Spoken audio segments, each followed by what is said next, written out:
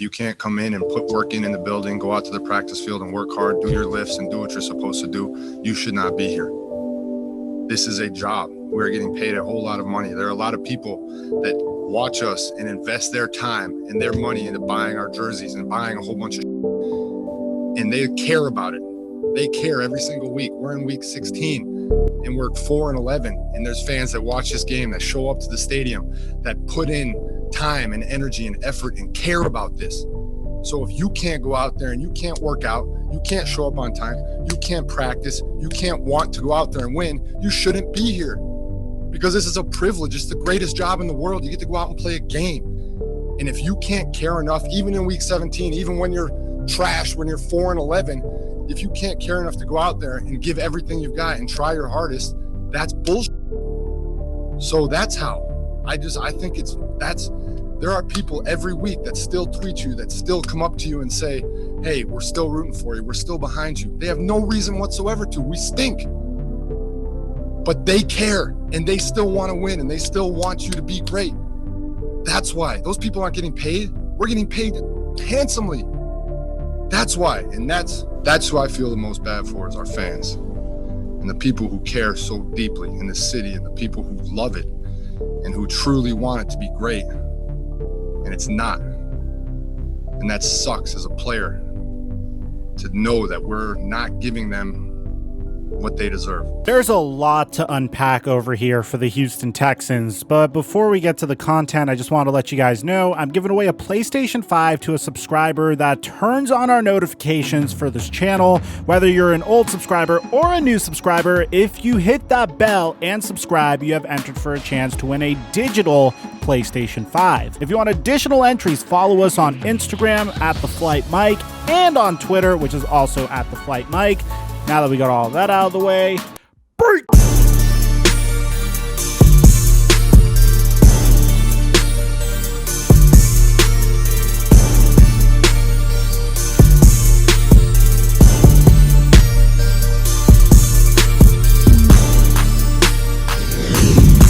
I have never felt worse for two individuals more than J.J. Watt and Deshaun Watson. And the reason for that is they are both immensely talented individuals. They are so good at the game of football, and they are literally what each and every football player should strive to be in terms of football IQ, in terms of work ethic, in terms of doing whatever it takes to make sure they're in a situation to perform their best on Sundays and Mondays and occasionally Thursdays. And what drives me crazy is that their organization appears to have failed them. When Deshaun Watson was drafted to the Houston Texans in the 2017 NFL draft, the Texans traded up to select him because they were literally a quarterback away from contention. And Brett Coleman did a fantastic job navigating what ended up happening in the series of events that destroyed the Houston Texans. Let me take you through the series of unfortunate events that ends even worse than you think. In 2017, going into the 2017 to 2018 season, the Houston Texans had a fairly good left tackle by the name of Dwayne Brown. At the time, Brown was a one-time first-team All-Pro, a one-time second-team All-Pro, and a three-time Pro Bowler. He held out of training camp because he wanted a better contract, and the Houston Texans did not want to give it to him. After missing 6 games, Brown would return to the Texans. In that very season, he would get traded to the Seattle Seahawks for Jeremy Lane and a 5th-round pick and a 2019 2nd-round pick. And while at the time it seemed to have been the smart move to move on from an aging left tackle that only had a number of years left in him, in the long run, this one move absolutely screwed over this franchise. I don't think this has any correlation to Deshaun Watson tearing his ACL, unless if you want to say there's some weird butterfly effect that resulted in Watson getting sacked more, that resulted in him tearing his ACL on a non-contact play during practice. No matter what, Watson's ACL would have torn. I'm convinced of that because it tore during a non-contact play in the middle of practice. But when Watson would return in 2018, the Texans were once again set to absolutely dominate the competition. line. And for the most part, they did. They had a 11-5 season. Watson threw for over 4,000 yards. He completed 68% of his passes. J.J. Watt played for a full season, and he forced 7 fumbles and had 18 tackles for a loss, and he had 16 sacks that season as well. Unfortunately, they would lose to the Indianapolis Colts in the wild card that season, but the future looked really bright. You still had DeAndre Hopkins, who was at the prime of his career. J.J. Watt was still giving you meaningful minutes and just turned in a fully healthy season. Jadeveon Clowney wasn't necessarily the sack master that you thought he'd be, but he was very disruptive in the running game and was a very useful addition on the other side of the edge. The only issue that the Texans had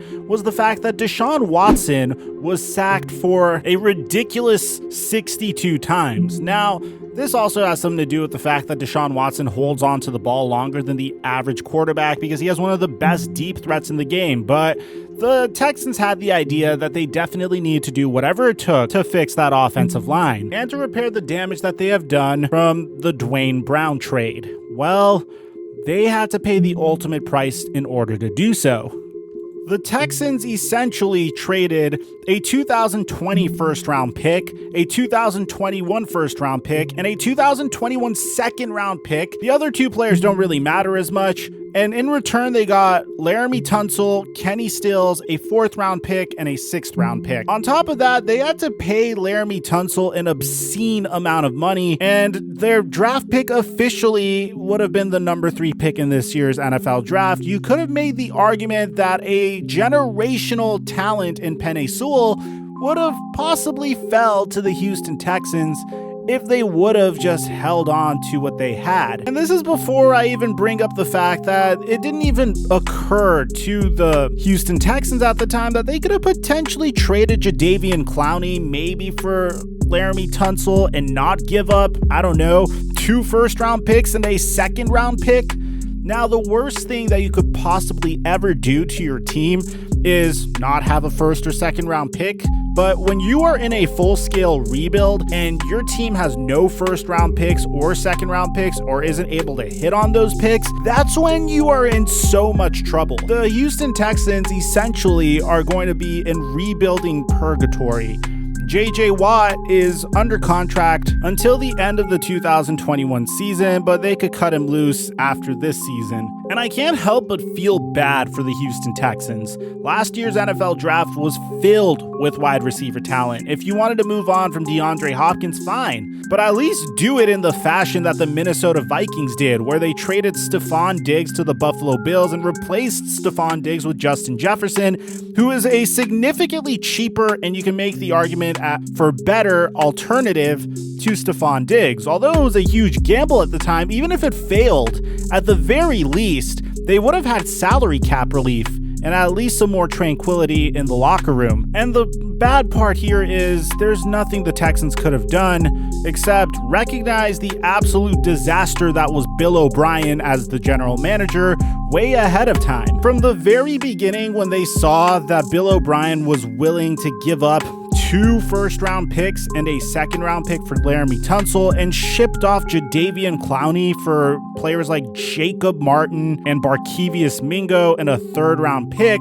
well, that's when the Texans should have noticed that they needed to actually hire a legitimate general manager.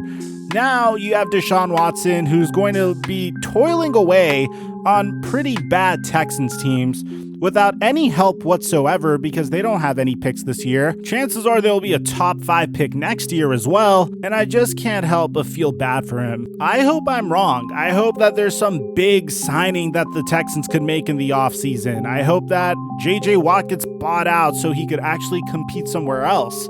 At least J.J. Watt has a way out. I don't think Deshaun Watson does. He just signed a contract extension. He's going to be here for quite some time. I just can't help but think what could have been if the Houston Texans managed this situation properly. If they did keep DeAndre Hopkins, if they did extend Jadeveon Clowney, if they didn't trade Dwayne Brown, if they kept all of their assets, we could be talking about a team that at least made it to the AFC Championship at the very least, let alone the Super Bowl. Let me know in the comment section down below, what do you think is going to happen to the Texans?